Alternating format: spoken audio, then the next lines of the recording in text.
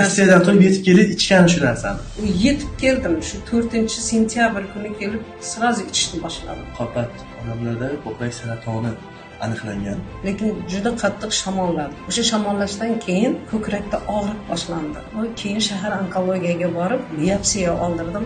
Shu paytgacha chiqmagan narsa endi chiqmasa kerakman dedi bo'ylari. Lekin shu kasallikni birinchi eshitganingizda qanaqa ichingizdan nimalar o'tdi? Juda yomon tushkun ahvolga tushdim. Shu 1 yilga yetmasdan o'laman degan narsa keldi. Telegramni ko'rib yotsam, sizni Halila to'g'risidagi vaqtni birgalikda yengamiz degan videongizni ko'rib qoldim. Quyosh porlab ketdi, ichimda shunday umid paydo bo'ldi. Halilani oldik dedi. Endi u yoqdan shoshdim kelib Halilani ichishga. 1 oyning ichida men natijani sezdim. Hayotga qandaydir ishonch paydo bo'ldi. Hamma joyimdagi og'riqlarim qoldi. Ta'sirini sezyapman-da o'zimda. Shunaqa sezyapman. Men juda ko'p odamga tavsiya qildim.